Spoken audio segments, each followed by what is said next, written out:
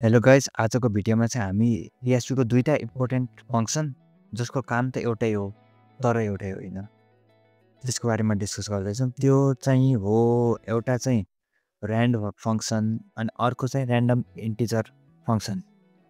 दुईटाको काम चाहिँ एउटै हो, ऱ्यान्डम नम्बर जेनेरेट गर्ने, बट दुईटा चाहिँ गर्ने तरिका यति फरक छन् कि तिनीहरूले चाहिँ हामीलाई लाइक कम्प्लिटली डिफ्रेन्ट रिजल्ट दिन्छ। सो यसको कोडबाट सुरु गरौँ न त।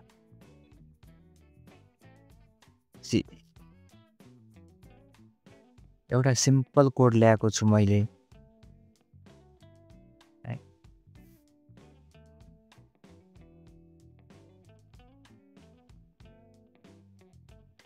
यो कोडमा चाहिँ एउटा चाहिँ ऱ्यान्डम इन्टिजरबाट नम्बरहरू प्रिन्ट हुने छ एन्ड तल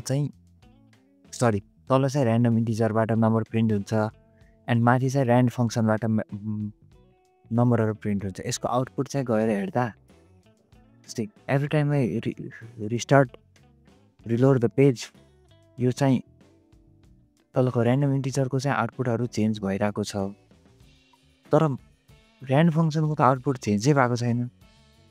यो किन हो भनेर यसो बुझ्दा त भित्र भए यसो कोडलाई हेरेँ, यहाँ छ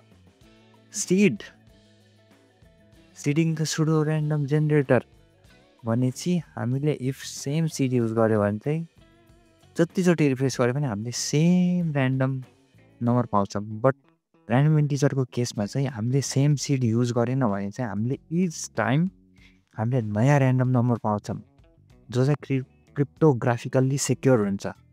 जस्तो कि हाम्रो ऱ्यान्ड फङ्सन भनेर हामीले चाहिँ लाइक पासवर्डहरूमा केहीमा युज गऱ्यो भने यसले त हुन्छ ऱ्यान्डम नम्बर, त्यो पासवर्ड टोकन भेरिफिकेसन त्यस्तोमा ऱ्यान्डम नम्बर जेनेरेट गर्छ। तर इफ कसैले सिड गेस गर्यो भने त उसले त हरेकचोटिको लागि त्यो निकालिदिन्छ कि नम्बर। सो अब चाहिँ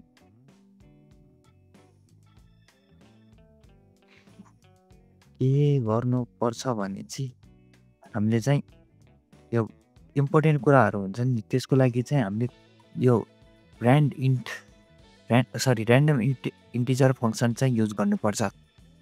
यसले चाहिँ के गर्छ कि यसले चाहिँ कुनै पनि सिडहरू युज गर्दैन। यसले चाहिँ एउटा अपरेटिङ सिस्टम लेभलबाट गएर त्यसले चाहिँ क्रिप्टोग्राफिकल मेथडबाट चाहिँ यसले नयाँ ऱ्यान्डम नम्बर जेनेरेट गर्छ।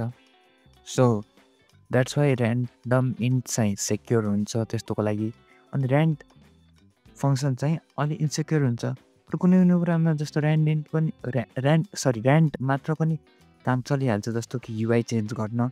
कुनै कुनै वेबसाइट छ त्यसमा चाहिँ हरेकचोटि रिफ्रेस गऱ्यो भने नयाँ नयाँ युआई कि त डिजाइनहरू आउँछ, त्यसको लागि चाहिँ ऱ्यान्ड फङ्सन पनि केही त्यस्तो प्रब्लम त छैन। बट ऱ्यान्डम इन्टिजर चाहिँ सबै कुरामा राम्रो छ।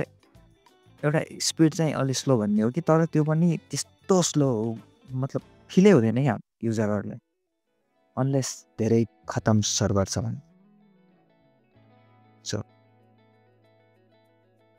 हामीले जतिचोटि रिफ्रेस गऱ्यो ऱ्यान्डम इन्टको चाहिँ आउटपुट डिफ्रेन्ट आइरहेको छ। तर ऱ्यान्डको आउटपुट चेन्ज गर्नलाई हामीले के गर्नु पऱ्यो, हामीले सिडलाई चेन्ज गर्नु पऱ्यो। एन्ड सिड चेन्ज भयो चाहिँ बल्ल भयो नि चेन्ज हो। आजको भिडियोमा चाहिँ यही नै डिस्कस गर्नु थियो। अब हामी अर्को भिडियोमा चाहिँ अरू इम्पोर्टेन्ट कुराहरू पनि डिस्कस गर्दै जानेछौँ। हस् त, धन्यवाद।